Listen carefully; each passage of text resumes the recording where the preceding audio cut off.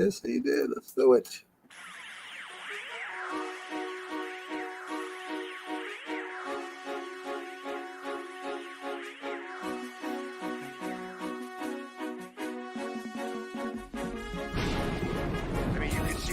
Without LeBron, Lakers are struggling. Let me tell you about a team I hate, all right? I know the Dallas Cowboys get this win. So I don't know, Jack. It's a big decision.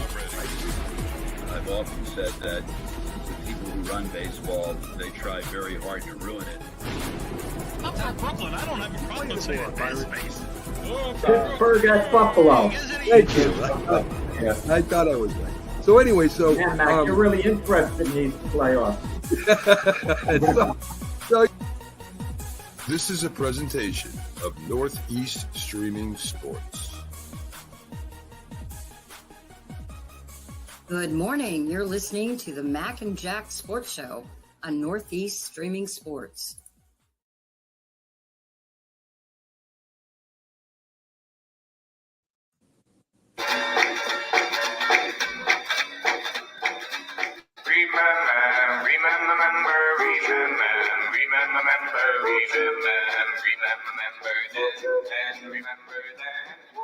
And we made it to Saturday. And welcome to the Sports Memory Show here with Mac, Jack, and Doc. Glad you could come and be with us here on the National Streaming Sports Network, live on Roku, YouTube, and we're also live on Twitter or the X, whatever they call that sucker now. We're live on there too. Real quick sports update before we get into our discussion of some of the greatest legends in three sports here. Oilers did it. They tied it at 3-3 as they whooped up on Florida. What was it, 5-1? So it's 3-3. Goes back to Florida for a game 7. So Florida wins 3, Edmonton wins 3, and we'll see what happens. And this will be the first time in a long time that a Canadian team wins the Stanley Cup if Edmonton wins the last game. So today we're here to talk about three great sports legends. Willie Mays, the great Major League Baseball player, just passed away at 93 years old. We're going back boxing to the great Rocky Marciano, who retired undefeated. We're going to talk maybe if you want to talk about eras and championships and passing percentages, maybe one of the greatest quarterbacks of all time, at least maybe in the top 5. So we're going to have a lot to talk about today, and we're going to start off with Willie Mays. We all know a little bit about him. Doc is going to Dr. Paul Semendinger is going to lead off talking about the Say Hey Kid for us. And, of course, me and Jack will jump in and share our thoughts with it. But, Doc, I mean, maybe the greatest baseball player of all time? Yeah, I that's exactly what I was looking at.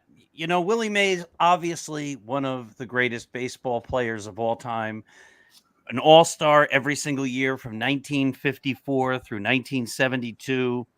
660 home runs, 1,909 RBIs. He hit 301 for his career. His WAR ranks, let's see, where is he all time? Number 5 all time in WAR, behind only Babe Ruth, Walter Johnson, Cy Young, and Barry Bonds. So if you want to discount pitchers, Walter Johnson and Cy Young, and you want to discount Bonds because of the questions around the surrounding the authenticity of his performance, the only player on the Baseball Reference all-time WAR list, position player, better than Willie Mays, without any marks of PEDs or anything, is Babe Ruth. So, yeah, I think that puts him into the discussion of who was the greatest player of all time. Here's my interesting take on that. I don't know that he was the greatest player of all time. And I wrote this the other day. I don't even know if you can have an argument about who the greatest player of all time is, because I think the argument really is he's among the greatest players of all time. He's an inner circle Hall of Famer. And as we talk a lot about Willie Mays, the person who passed a couple of years ago, who was really his contemporary and in so many ways his equal, was Hank Aaron. When you look at their numbers, I know like the common thing is Willie Mays was better. Well, Willie Mays was more dynamic. Willie Mays made an iconic catch that's shown on baseball footage virtually every time they show baseball footage. And Willie Mays played stickball with the kids and all that kind of stuff. But Aaron it was really just as good, if not better. Now, you could say Willie Mays played center field. Hank Aaron played right field. Willie won a ton of Gold Gloves. Hank Aaron only won 4. But if you look at their numbers, and I don't want to get too deep into the weeds here, but Mays hit 301 for his career. Aaron hit 305. Mays hit 660 homers. Aaron hit 755. Mays hit 1909 ribbies. Aaron had 2,297. What's the purpose of the game? To score runs. Aaron scored 2,174 runs. Mays scored 2,068. I mean, those numbers are so close, but overall, you could make an argument that Hank Aaron was every bit as good as Willie Mays, if not better. So is he the greatest ever? I don't know if he's the greatest ever. Is he one of the greatest ever? Absolutely, positively. I just want to say something, Jack. I think you're a little too caught up on numbers. I could say, well, Derek Jeter is one of the greatest hitters of all time. He's number 6 on the hit list of all time. Think of it, only 5 players in baseball history have gotten more base hits than Derek Jeter. But Derek Jeter obviously isn't one of the greatest hitters of all time. I mean, that's obvious.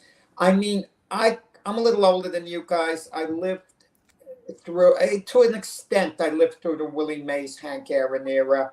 And I defer to Felipe Alou. This would have caused such a major stir in today's social media. When he was Hank Aaron's teammate on the Atlanta Braves, they asked him who was better between Hank Aaron and Willie Mays, because someone had said that Roberto Clemente was better than Hank Aaron, and there was a big controversy going on. And Felipe Alou, who was Mays' teammate on the Giants before playing with Aaron, he said, I know there's a big controversy going on. I don't care who gets mad at me. Let him get mad, but Willie's much the better ball player of the two. I mean, it's what you do. Hank Aaron was okay on the bases. I mean, he wasn't a liability. He was a little bit of a plus, not by much on the base paths. Hank Aaron wasn't a liability on the field. He was a decent fielder, nothing exceptional. You don't remember Hank Aaron making these great catches or being an asset that way.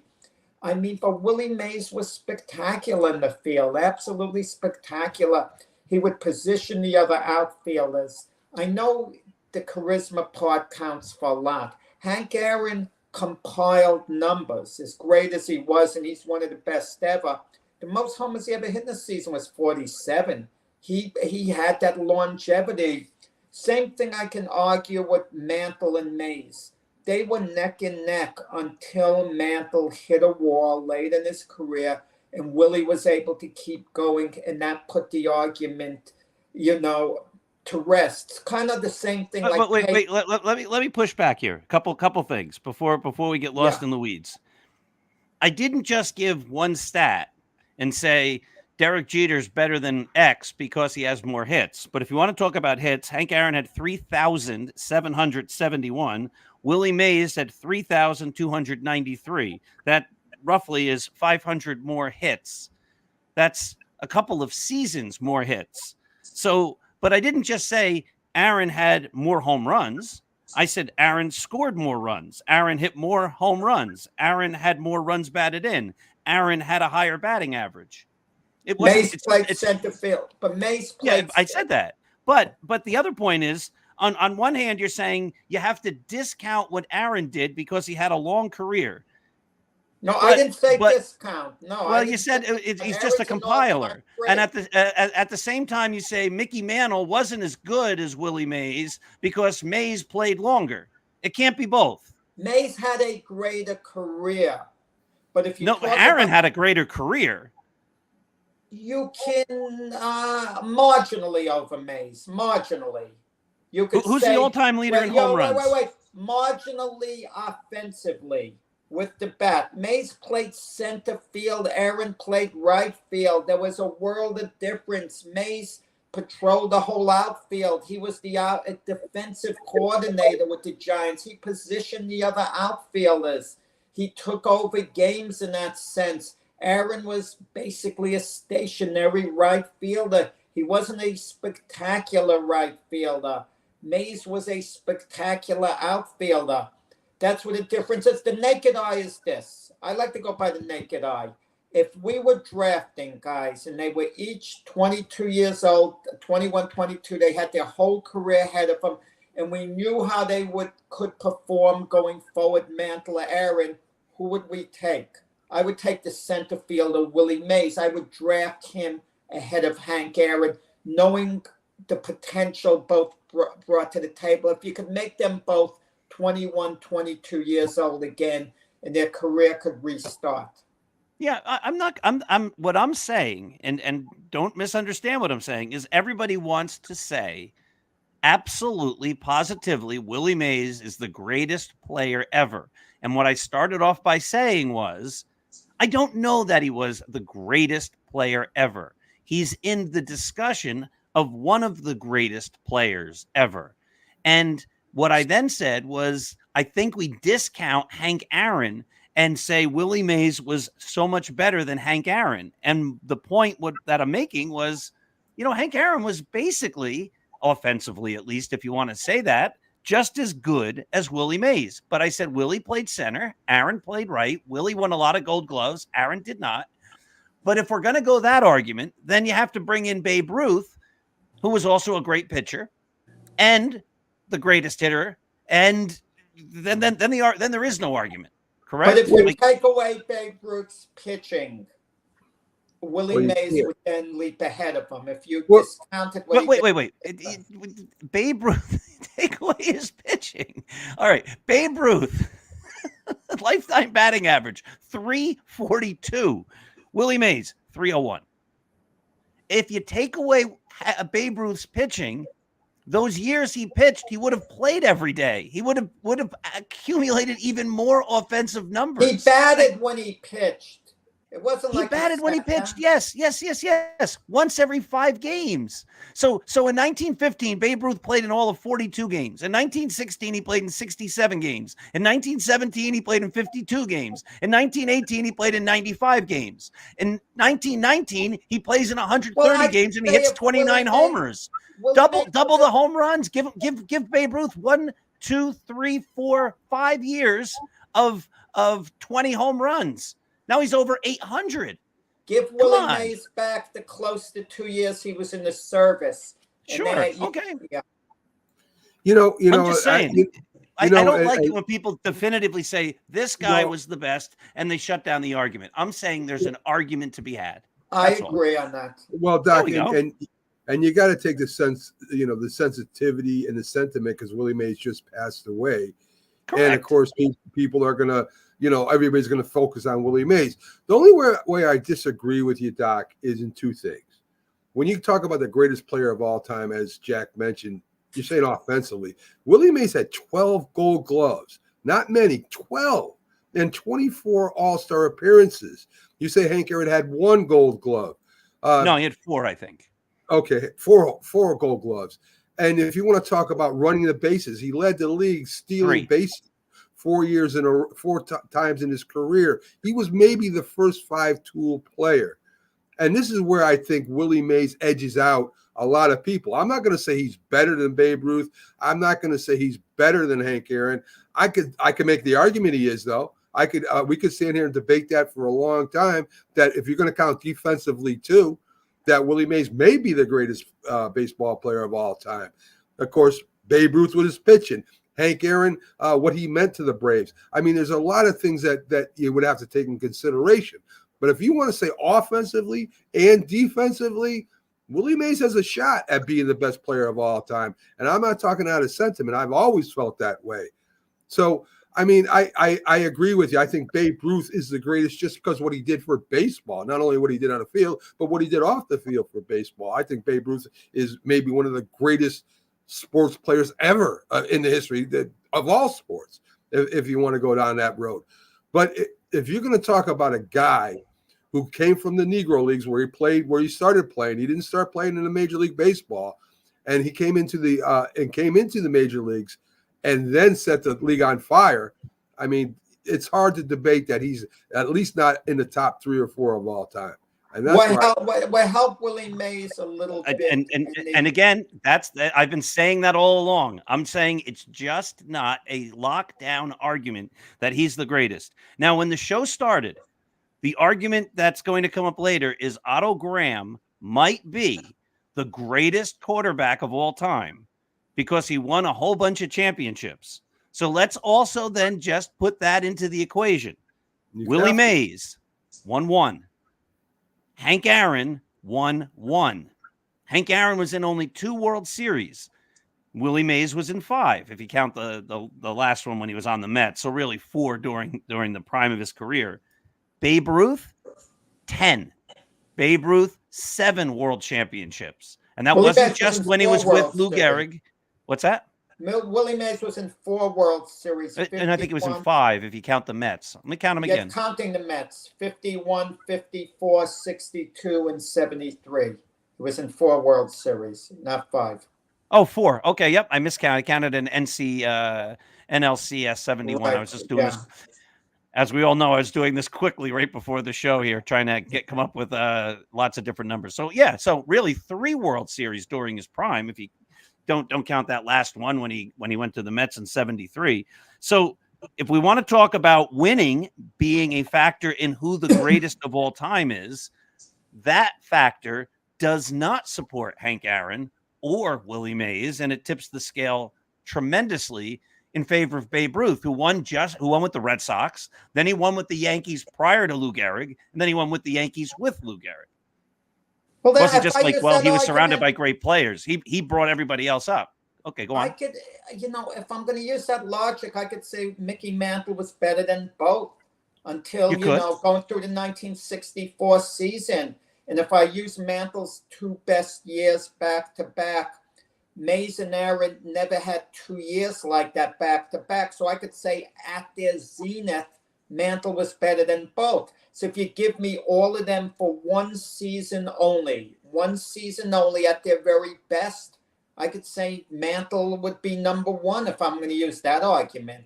And I could, again, Jack, what you're trying to do is put me into one argument. I'm making a host of arguments. Yeah.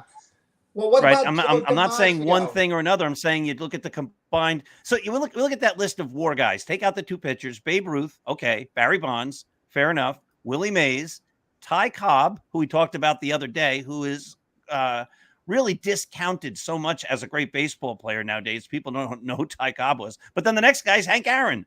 This is what we're talking about. These guys are all inner circle Hall of Famers. And it's kind of silly sometimes when we try to say, like, Willie Mays was that much better. This is my whole point. Than Hank Aaron. Willie Mays is that much better than Babe Ruth. I think they're all in the conversation. And I think that's what I think that's a better conversation. Instead of shutting the conversation down and people, and you guys aren't doing that, but that's what I just hear so much of. Willie Mays was the greatest. You can't argue it. I'm just saying, no, he's in the discussion. He might be the greatest.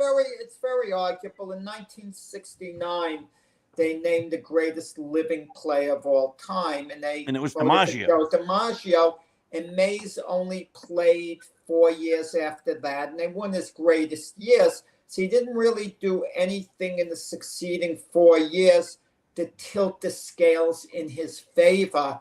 Yet speak to virtually everyone today, and they're going to give Mays an edge over DiMaggio. It's the same thing I heard with Joe Louis and Muhammad Ali back in the day. People thought Joe Louis was the greatest heavyweight of all time in the late 70s, early 80s. But as the years go by and you have a new generation of people and the others have passed on, perception has changed. Yeah, and again, I think it's important to know, because the reason why we're talking about it is because he passed away, and the reaction you get from a great player passing away, all of a sudden, maybe he was the greatest of all time, or he was the greatest of all time. And, again, that is it's emotional as much as it's statistical, right? If you went to watch Willie Mays play and you didn't go watch Babe Ruth play, you're going to tilt it towards Willie Mays, right? No. Most people consider Babe Ruth the greatest of all time because of his numbers. But what works against Babe Ruth, the people in the modern era look at him, and he didn't look like the most physically fit guy. Men, even though he had the most awesome big shoulders where he got, I'm sure a lot of his power from. And unfortunately, with Babe Ruth, a lot of the video, a lot of the old film footage isn't when he was younger. It was when he was older, and there's a stereotype of what Babe Ruth looked like, and he lived a different style of life, and he lived large and ate 57 hot dogs and drank 92 beers before the game, and all these myths and stories, and people love those things. I didn't room with Babe Ruth. I roomed with his suitcase and, all that kind of stuff. And so he becomes – you all saw the Yogi movie, I believe, a couple of years ago, that great Yogi movie. And Yogi Berra is discounted. The whole point of the movie made by his granddaughter is that his career is overlooked because he became a caricature of who he was. He was the funny guy. He was Yogi Berra. And people didn't look at his statistics and realize what a great player he was. Today, people don't realize how great Yogi was because they just know the myths around him. And I'll take when you come to a fork in the road, take it, and all that kind of stuff, rather than looking at who he was as a baseball player. I think he won 3 MVPs, etc. I think the same thing happens to Babe Ruth. It's so long ago. Nobody has ever saw him play. I never saw Willie Mays play. I never saw Hank Aaron play. I never saw Mickey Mantle play. It's an interesting conversation, and we can finish on this again. Just to be clear, I'm not discounting Willie Mays in any way, shape, or form. I'm discounting, and Mac, I get your point that he just passed, but this has been like a baseball argument for decades. Willie Mays is the greatest. You're not allowed to argue it. And I'm just saying it's arguable. That's all I'm saying. But with Willie Mays dying, and listen how I'm going to phrase the question, because this then discounts Barry Bonds, okay? Because then we don't have to have the steroid argument. Who is the greatest, in your opinion, and then I'll tell you mine, the greatest living Hall of Famer in baseball? Isn't that a great question? You're talking about living? Yeah, living. Who's the greatest now? Who is the greatest? Willie Mays was the greatest living player. That was not arguable. Well, they had that on Major League Baseball yesterday. Brian Kenny was discussing that. He got the idea from me. I wrote it days ago. I'm not saying he stole it, but I thought of it first. They named 2 men, the panel, with Steve Phillips and someone else, and they were thinking along the lines of either Mike Schmidt or Johnny Bench. No way. Those were the guys they were kind of like tilting towards. But listen, guys, are we considering pitchers? I'm not considering pitchers because he got Koufax and position players. Who's the greatest? And Jack and Mac, who, in your opinion, great? And then I'll tell you mine. I'll tell you after Mac goes, I'll go. I would edge towards maybe if we're going position players, maybe Carlton Fisk. What? I might go. You handle this one, Doc. You take care, Mac. It's just an opinion. Who do you think, Jack? If you're talking about need at catcher, if I were picking a team, I would gobble up Johnny Bench. The catcher's position's crucial. But I'd say Ken Griffey Jr. All right, so I think Griffey Jr.'s in the argument. But as I thought about it, and I wrote this, maybe a week ago, I think it's Ricky. Ricky Henderson? Maybe 3,000 hits. No one scored more runs. No, great base stealer. Power hitter. Again, it is a question of opinion. It's just an opinion. To me, you Carl Yastrzemski's part of that conversation too. I think so too. I do. Guys, I would go at Ricky.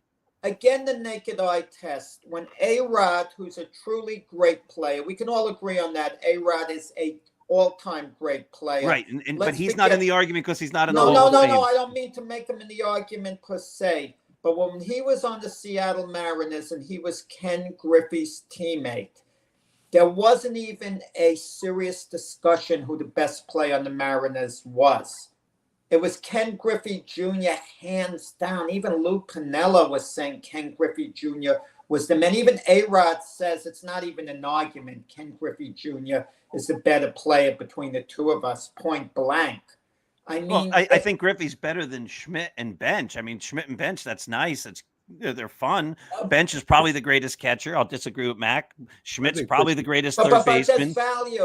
There's value, Doc, in Mac. Okay, Yeah, I know, but we're not. I laughed a moment ago at Mac picking Carlton Fisk, but what's good about Carlton Fisk, there haven't been that many truly great catchers in baseball history when you think of it. And it's such a premium position. If you can get a great catcher like a Johnny Bench, how do you bypass him for any other position? This is Johnny Bench. Imagine having him behind the plate full time. He calls a great game, has one of the great arms of all time, a real leader, really good with the bat. I mean, I don't think Fisk ever was on a world champion, was he? I don't think no, so. they came close in 75. Yeah, but he's never. I mean, Bench won a whole bunch. Well, Bench was part of the Big Red Machine. Big Red Machine, Yeah. Sure. And they had the Fisk-Munson argument, And against the Big Red Machine, Fisk hit that home run that sent it to 7 games. I mean, yeah. One of the great moments in baseball history, one of the most charismatic moments. So as we leave the Willie Mays conversation, let's talk about the one and only undefeated heavyweight champion of all time, Jack, right? The great Rocky Marciano. I think it was 49-0, if I'm not mistaken. 43 stoppages. And being undefeated, the career is a nice accomplishment, but it's a little overrated, a little deceiving. If you want to, for those who say, well, Marciano was the best of all time, he never lost. It doesn't quite work that way. It's like saying the Miami Dolphin team that was unbeaten was the greatest NFL team of all time. And they weren't, even though they were a great team. And, Marciano is the most overrated and underrated heavyweight champion at the same time. He held the title from 1952 to 1956. And, he fought some decent guys on the way up now, world beaters, had 6 title defenses. The way he won it against Jersey Joe Walcott on September 23rd, 1952 in Philadelphia was legendary. Walcott, the defending champion, wasn't impressed with Marciano. He said, if he beats me, take my name out of the record books. And Walcott was 38 at the time, but in his prime, came out firing. Knocked Marciano down for the first time in Marciano's career. Marciano was down, losing on points. Also, there's a little suspicion some hanky-panky was going on because Marciano's eyes were burning badly. Supposedly something had gotten on Walcott's gloves. Maybe something was put on, maybe it wasn't. Who has a clue now? But Marciano hung in there behind on points. He basically knocks Walcott out with one punch in the 13th round. Walcott backs to the ropes. Rocky smashes him with a tremendous right hand. To me, it was more like a 2-punch knockout. Everyone calls it a 1-punch knockout because he followed up with a left hook to the ear. And I have to feel that had an effect. And Walcott crumbled, counted out. Then Marciano had a few more title defenses. And listen, Marciano was a great fighter. I mean, he trained, he'd go to camp for 4 months. And that's all he'd do. Not the fighters of today don't quite train as hard as Marciano, a little short of his training methods. But had steroids been around at Marciano's time, you may have thought he was on them, because that's how he worked out, and that's how he looked. Really, tough as nails. And I was in Brockton, Massachusetts, in September 2012 when they, unveiled a statue of him in his hometown there. So, Jack, the biggest knock against him was the competition of the time. He really didn't fight a group of heavyweights that were like in the 70s or maybe the the 80s and 90s. There was a little older fighters he fought like Lewis and that, but he did beat a couple upcoming fighters. He did end up fighting Richie Moore, the light heavyweight champion. And Marciano wasn't really a big, heavy guy, right? He was short and stocky. I remember he used to stay back and keep his left out all the time. And that's the kind of way he fought people. No, he didn't stay back. Marciano always moved. Well, I mean, he led with his left, seemed to always be out there, just kind of, as he came in. I mean, that's the stance it looked like to me anyway when he was coming in. His left was kind of always probing. Do you think Marciano would have been a heavyweight today, or would he have been a light heavyweight today? That's the big argument. Let me just address as far as Marciano beating old men. He knocked out Joe Louis in the 8th round, October 26, 1951 in Madison Square Garden. Louis was still a good fighter. He wasn't in his prime. Louis was way past his prime, but still competent enough to beat most heavyweights, even though he wasn't the Joe Louis that we knew anymore. Joe Louis in his prime would not have been a lock to beat Marciano. More likely than not, Louis would have, but it wouldn't be an absolute lock for him to do it. And as far as his title defenses go, he fought as a Charles twice. Charles was clearly past his prime. And the first fight, Marciano had to rally late in the fight to win a 15-round decision. It wasn't disputed. Marciano earned the decision, but it was a tough fight. In the second fight, I don't know, was it an elbow from Charles, but it split open Marciano's nose to the bone, and they were going to stop the fight, and Marciano then knocked Charles out in the 8th round. That's legendary stuff when they're about to stop a fight, and you knock your opponent out. And Archie Moore, you could say was a light heavyweight, but him and Rocky weighed the same. Rocky only weighed in the high 180s, but that's the same with all athletes of the past. If they were living today, their bodies would have adjusted. They'd all be bigger. We were talking about, Mickey Mantle, Willie Mays, Hank Aaron a little while ago. They all would have been a little bigger. They all would have been a little bigger today because, that's just the way it is. People would have grown and the bodies adjust to it. Yeah. There was one rival that I read about that he fought twice was Roland Lastarza. Yeah. And he fought him twice. Was Lastarza a championship caliber fighter? A legitimate top contender. Very, very good. And you notice all these great champions, anyone who sets records, they tend to have close calls. And Marciano's close call in his career before he became champion, when he was getting into contender's position, he fought Roland Lastarza at Madison Square Garden, and he won a split decision. He just barely eked it out. The decision easily could have been given to Lastarza, and if it was, imagine how history would have played out. Imagine how we would have perceived Marciano's career.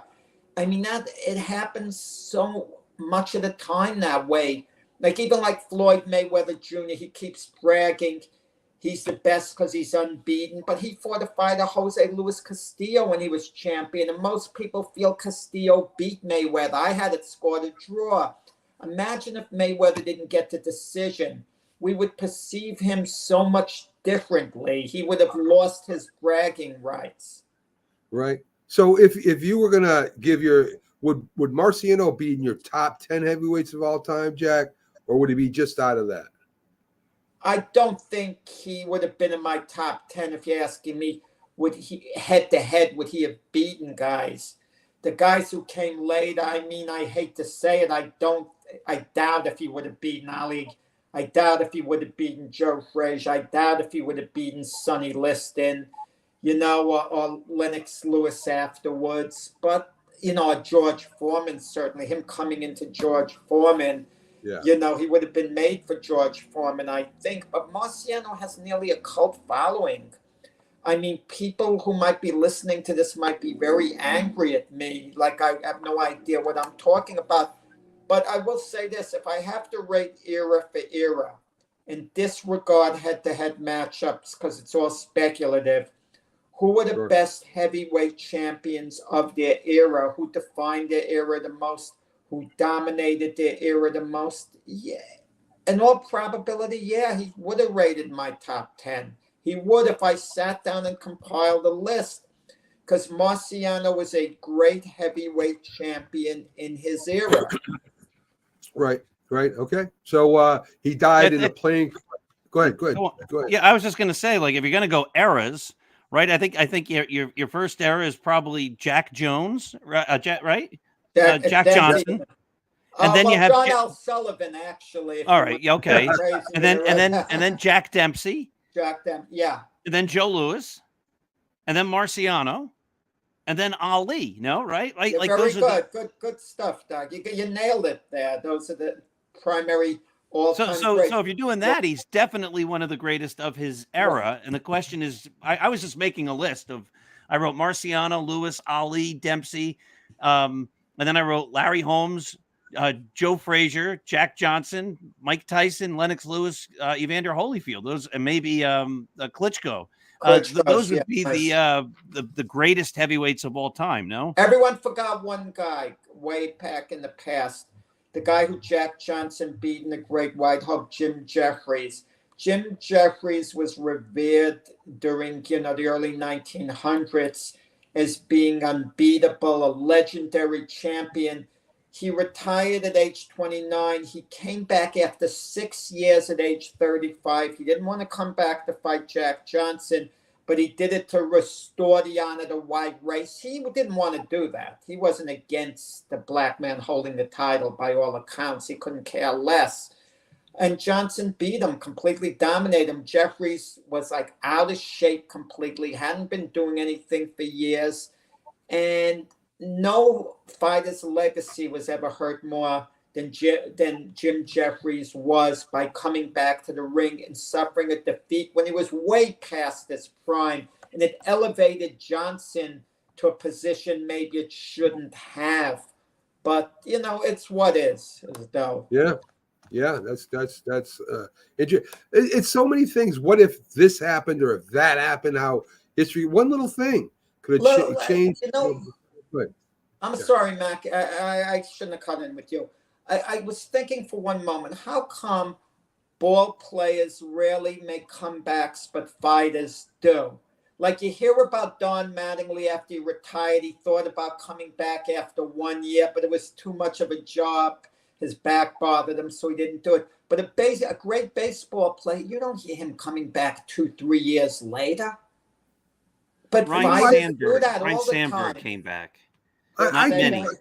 Don't hear about it. I think boxers really are just boxers. Baseball players, there's plenty of announcing jobs, coaching jobs, a lot of extra things that can stay around the game. Boxing, you could train maybe or be an announcer. I mean, there's not a lot of jobs for boxers outside the boxing industry, is there? I think you know what I think it is? I hear what you're saying, Mac, and it's accurate what you're saying. But I think you have to make a roster if you're a baseball player. If you decide you're coming back, you have to make the team. And they're not going to give you the mega money, not knowing what you bring to the table. They'll invite you to spring training. There was talk Mariano Rivera. Even now, as crazy as it would seem, if Mariano called up the Yankees, he sat down with Brian Cashman and said, I've been thrown in the park. I still got it. My cut is working. They would smile and say, we love you, Mariano, but they would still invite him behind closed doors to have the scouts look at him, and they might even invite him to spring training. They wouldn't give him the big money. Maybe they'd give him $2 million a year, whatever, to be a middle reliever. But, they would give him a look. But if you're a boxer, you can just get a fight. And if you have a reputation, a big name, you could. Mike Tyson, look at that case. What's he been off? How many years? 25 years or whatever. I'm just. Would Mario? I don't know. Do you think Mariano Rivera would still be effective at his age right now, even if his cutter was somewhat good? I mean, he still threw it 96 miles an hour, Jack. It wasn't just a cutter. I'll let Doc handle that one. I don't think. I think logic says. I think Mariano's, mid-50s at this point. I think logic says he couldn't do it. I think our hearts want to believe that he could. I think we'd all be thrilled if somehow Mariano was signed by the Yankees and he had this story of he's been working and his fastball is still in the upper 80s and his cutter is as sharp as ever. I think that would be compelling. But I think you're making it's not going to happen. It's not realistic. No, with fighters, yeah, everybody always believes the fighter has one last great fight in him. So all you need to do is get an opponent. You don't have to make a team and play every day. And in boxing, you always got the puncher's chance, right? If you're a guy like George Foreman, which is an anomaly, but he had power and he could knock you out with his jab, for Christ's sake. I mean, the guy was a monster. So he has a chance at doing that. But to go out and play an actual game of football or a baseball or a hockey, it's a little bit, I'm not going to say more rigorous. I'm going to say there's a little bit more to it, though. I mean, George Foreman can knock you out with one punch. You can't, you make a throw over to first and you pull your arm and you're out of the game. I get it. I mean, right. And you have to play the next day or the next week in a sport. With boxing, you gear up for one event. Well, about getting back, what about a knuckleball specialist? I mean, can they still? I mean, you can throw a knuckleball into an old age, I would think, because it's a specialized pitch. Well, listen, if they could do it, if Phil Niekro could have kept pitching, he would have kept pitching. No one's done it. So I think the idea is it's a romantic idea. It's cute and it's fun. It's not realistic. Let me put this in here. I threw a knuckleball as a changeup, right? Everybody thinks it's easy to throw a knuckleball pitch. It's not easy. I mean, it's hard to get that sucker to break and drop and move. I mean, it goes flat sometimes, and that's why a lot of knuckleball pitchers don't make it in the major leagues because it's like pitching practice, right? Batting practice. I mean, to make that thing dance, it takes a lot. It's not easy. Everybody thinks it's easy. It's not to throw a knuckleball. Guys, maybe Doc could look this up. I always heard about Satchel Paige. Yeah, Satchel Paige was in his 50s. I was thinking of him. And was he a legitimate pitcher in his 50s? I don't think so. I think but he had some legitimately good games. So here's Satchel Paige's numbers here at the very end of his career. When he came back in 1965. Wow. He'd been out of the game since 1953. So he was 58 years old. He comes back. And he pitches in one game. He goes 3 innings, allows only 1 hit. Somehow I think that was by Carl Yastrzemski. I'm not sure if that's true or not. He struck a guy out and allowed no runs. He did that as a 58-year-old guy. Wow. His last full season as a pitcher was 1953. He was 46. He went 3-9 in 57 games, pitched 117 innings, gave up less than a hit an inning, gave up only 114 hits. He had a 3.53 ERA, and he's doing that for the terrible team, the St. Louis Browns. So, yeah, I mean, he pitched into a late old age, but if he could still do it, I would have thought the Browns, I don't know the story, would have brought him back in 1954. They didn't. Maybe Satchel had enough. But yeah, I think he's a good example. He came back at 58. I think Mariano's about 56. He's in that ballpark. Maybe he's 58. Maybe he's around there. It's not really going to happen. It's romantic. It's fun. It's cute. It's adorable and all that kind of stuff, but it's not going to happen. Well, I mean, listen, there was talk that Nolan Ryan, as recently as a few years ago, was still throwing about 88 miles an hour, which is incredible. Well, Roger Clemens pitched against a college team a couple of years ago, and he had problems. He was throwing in the high 80s. He had problems with his control. He was walking a number of guys. Yeah, it's rigorous, man. It's rigorous to do that, all that training and stuff. So let's get into the football portion of the show. There's a quarterback that was one of the greatest throwing quarterbacks in a running era back in the 40s. Otto Graham wore number 60 for years until they finally made him get rid of it, and he had to wear number 14 to close out his year. But he ended up winning 7 out of 10 championships, only equaled by Tom Brady later on in his career, as he won 7 out of 10. He also had the perfect passing percentage of 121.1.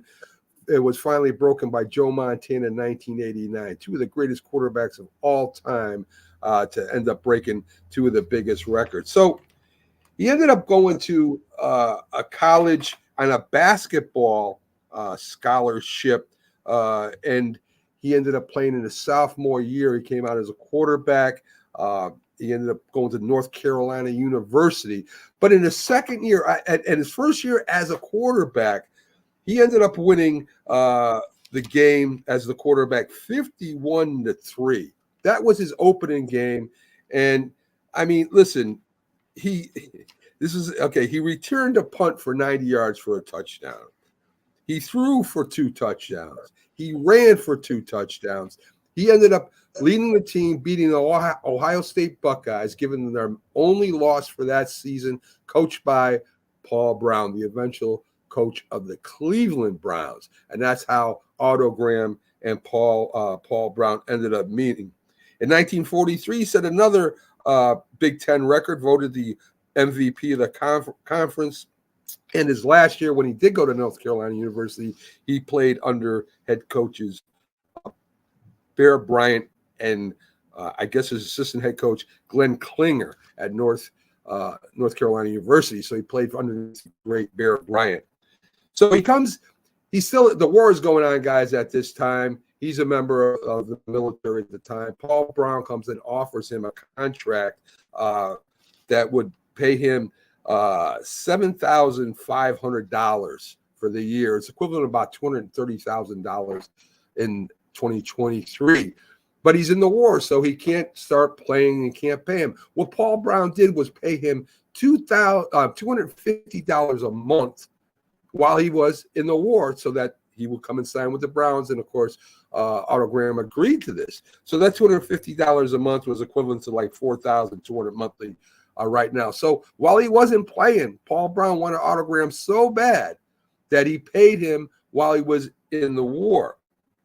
When the war ended, he went over to play for the Cleveland Browns. And in the first 2 years of Otto Graham being there, they were undefeated. They won consecutive games for 2 years and won the first 2 championships. In the 30-28 win against the Rams, the second championship, he ran for 99 yards, threw for 298 yards and 4 touchdowns. And that's where he had that year he had the quarterback rating of 112.1. So in 54 was supposed to be his retirement year. He said he was going to retire. He led the Cleveland Browns to their 1956 to their championship win against the Detroit Lions. And again, Paul Brown talked him to coming back in the following year, and again led him to the championship game where he ran for 2 touchdowns and passed for 2 more touchdowns. And of course, he's inducted into the College Hall of Fame and the Professional Football Hall of Fame. He wasn't there when Jim Brown was. He retired 2 years before Jim Brown. So Marion Motley was his number 1 running back at the time. What's really interesting about this, guys, of course, Paul Brown is considered by a lot of football historians and some Super Bowl coaches as the greatest coach of all time. Innovative, brought the T formation in, threw to 4 different wide receivers. And really, Otto Graham, according to a lot of these people, a lot of historians, was the most dominant player during the 40s and into the early 50s. And as I said, he was playing during a running era where Marion Motley got a lot of carries. I think that Otto Graham, from his basketball playing, could move around in the pocket, was a great running quarterback, and throwing for over 20,000 yards in his 10 years there is incredible for that time. And if the rules were the same, and we always have these discussions, if the rules were the same about hitting quarterbacks, about hitting receivers, about pass interference, his numbers probably would have been that much more. He might have been up there with some of the great quarterbacks of all time.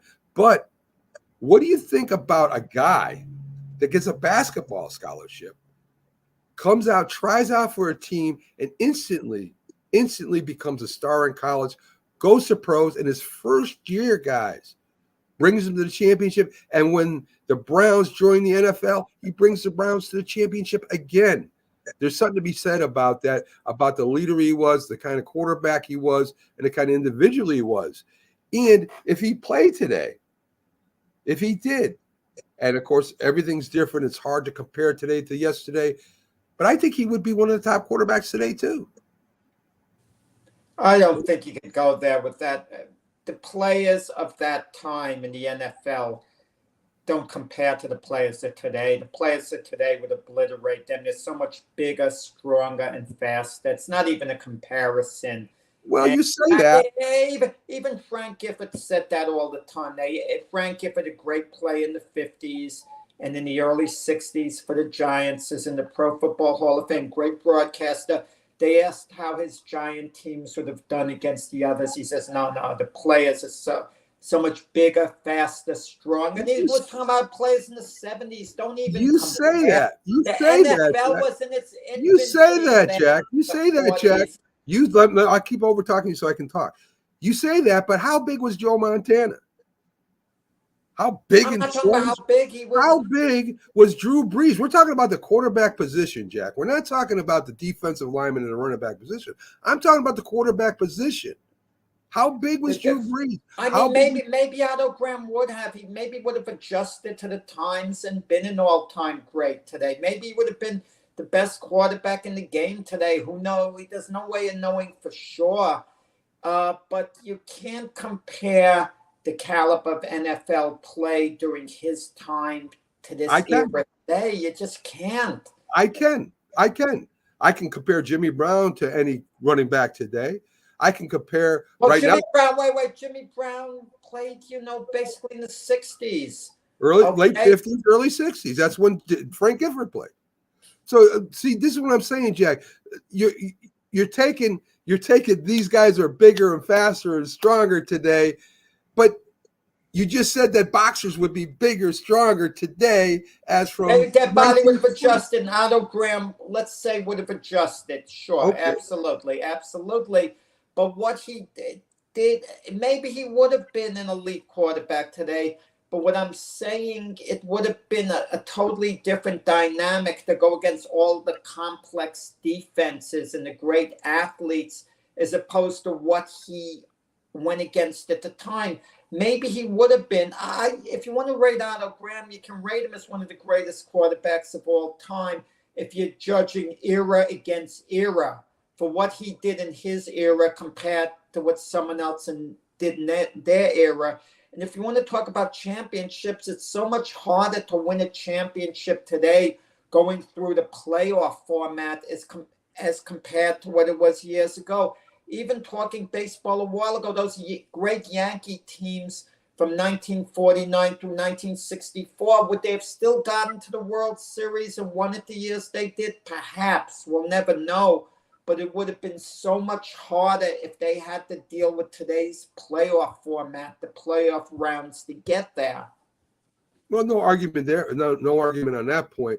Doc, I mean, what do you think? I mean, here you got people, let's talk. You got A-Rod playing shortstop. You got Pee Wee Reese playing shortstop. A-Rod is the better athlete, but could Pee Wee Reese play today? Could he be Anthony Volpe? I mean, Joe Montana weighed 180 pounds. I mean, he was light and he was skinny. Joe Namath wasn't a massive guy either. He's a good sized guy, but he wasn't massive. He wasn't a Trevor Lawrence. So, I mean, to me, of course, the era you have to take a look at, but there are some players that transcend eras. And I think Otto Graham was one. I think Pee Wee Reese and Phil Rizzuto would have been a couple of them. Not great ball players, but darn good shortstops. And I think people like this could play today. Yeah, I think what they were the best players of their era, which means that by definition, giving all things being equal, the nutrition, the coaching, the equipment, et cetera, you'd have to assume that giving them all of those bonuses or all of those considerations, their skills would still be that much better than their competition, right? Phil Rizzuto was a great shortstop in his era.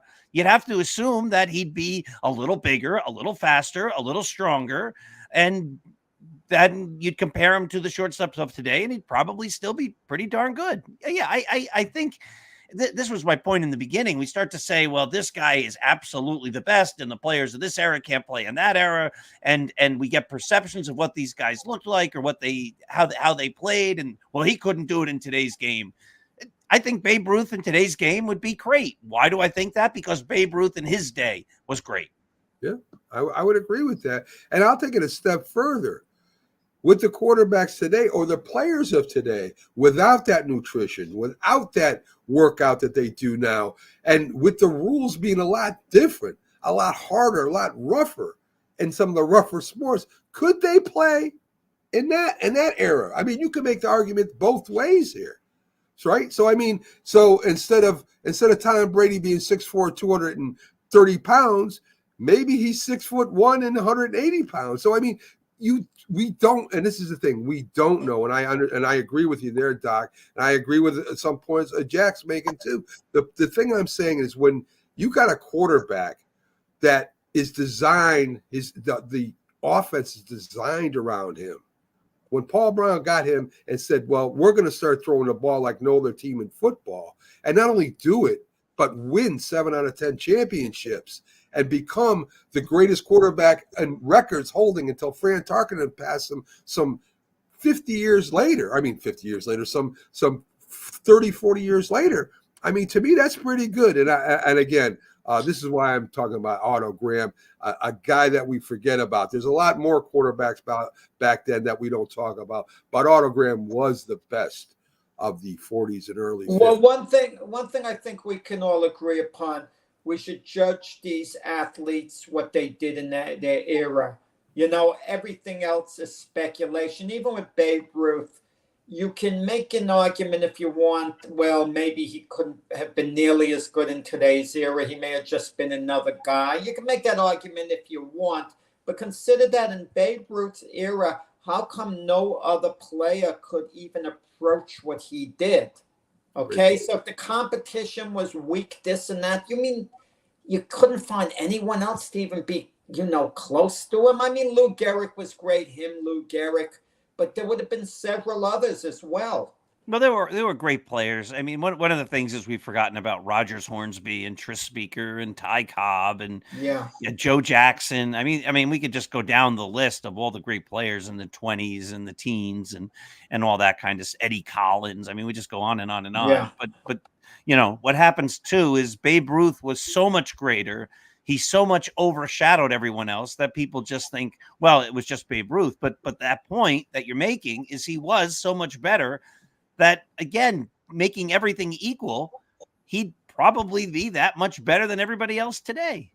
And the New York link helped these guys at the time, because playing for New York at that time before this explosion on social media was an advantage. Ruth was from New York, Mays, DiMaggio, Mantle. Aaron wasn't.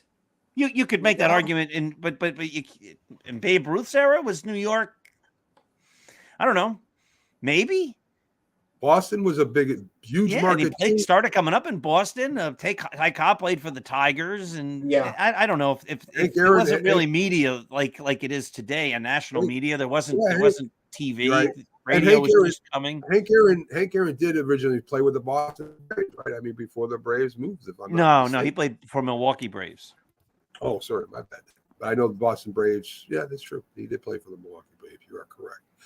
So, folks, this is the top of the show. I hope you enjoyed it. Love going back and talking about the greatest of all time, legends.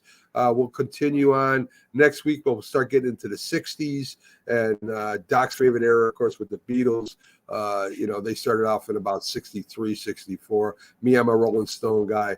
Jack still likes Frank Sinatra the best, I think. I'm not sure about that, but I think he likes the big band era better than anything else. Well, the question we're going to debate just quickly next week, Shea Stadium. Was it rocking more when the Mets won Game 6 of the World Series or when the Beatles performed? I would have no way of judging that, but probably when the Beatles performed. I don't even think They won the played World Series of the Beatles performed. More electricity in Shea Stadium. probably Yeah, when the well, Beatles performed, but who knows? Probably the greatest boy-girl group of all time, the Beatles. No way. They're Everyone- not. That's so incorrect. They did so many things that they played hard rock when they needed to. They invented so many parts of music that the Stones. The Stones got their biggest hit. The Stones' biggest hit was written by their first big hit was written by who? Lennon and McCartney. I know. I also know that Mick Jagger and I'm trying to remember Richardson wrote a couple for the Beatles too. We'll get into that one day. That'll be a great debate. Anyway, folks, have a great Saturday. We'll see you tomorrow on the Big Football Show and more. Jack will be on Monday with his compadre Frank Latirzo on the Glove Fist, and of course, start spreading the news 9:00 p.m. Eastern with Doc and EJ, and they'll give you all the Yankee news and anything associated with the Yankees. Persia on myself on 7 p.m. Eastern time on Monday. Yes, you are. 7 p.m. Eastern. Remember that, folks. We'll see you again tomorrow on the Big Football Show and more. Have a good Saturday.